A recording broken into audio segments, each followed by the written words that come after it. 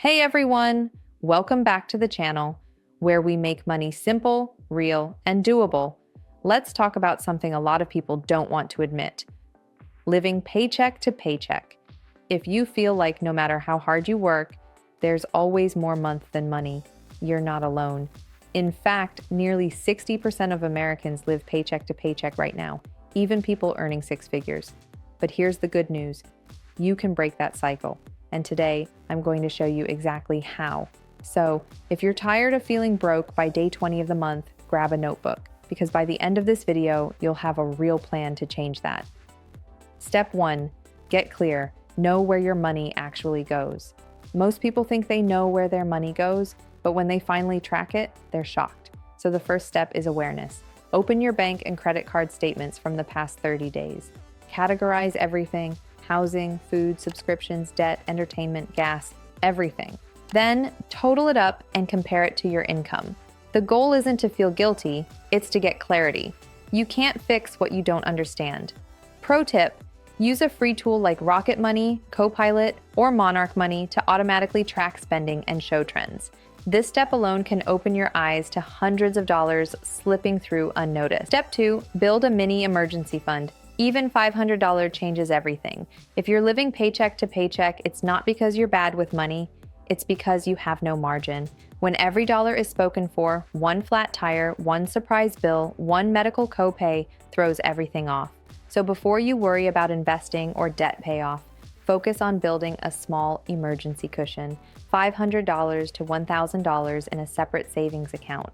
This fund is your pause button.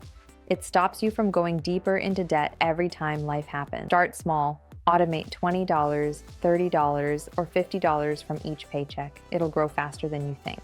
Step 3. Create a realistic budget, not a starvation plan.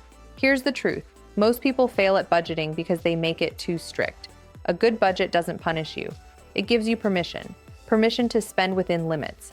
Use the 50-30-20 rule as your baseline. 50% needs, rent, bills, groceries; 30% wants, fun, takeout, Netflix; 20% savings or debt payments.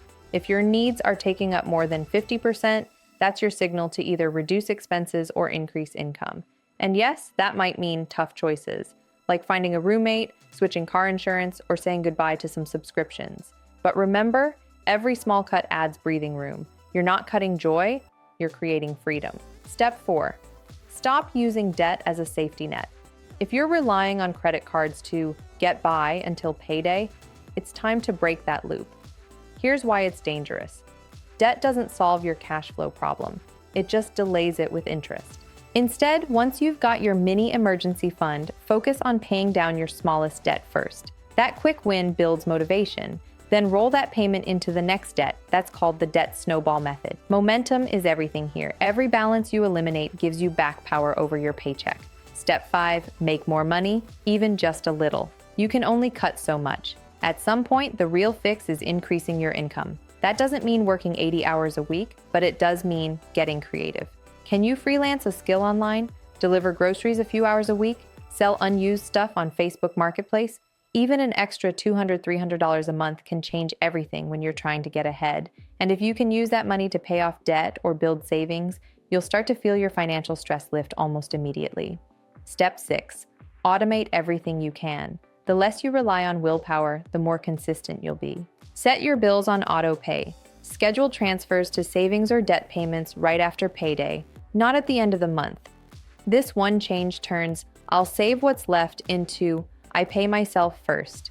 And that's the difference between struggling and stability. Step 7. Shift your mindset from surviving to building. If you've been living paycheck to paycheck for years, it's easy to think, this is just how life is. But it's not. You're not broken. The system is. You were never taught this stuff. Once you start gaining control, even small wins, something shifts inside you. You stop feeling helpless and start feeling hopeful. Remember, financial freedom isn't about being rich, it's about having options. And that starts the moment you decide to take control, one step at a time.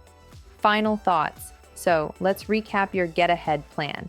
Track every dollar, build a $500, $1,000 buffer budget realistically, pay down debt, boost income, automate your finances, rewire your money mindset. Breaking the paycheck to paycheck cycle isn't about perfection. It's about direction. And if you start today, a year from now, you'll look back and realize you did it. You broke free. If you found this helpful, please like this video, subscribe, and comment below. Tell me one step you're committing to today. You got this. I believe in you. Let's make this your comeback year.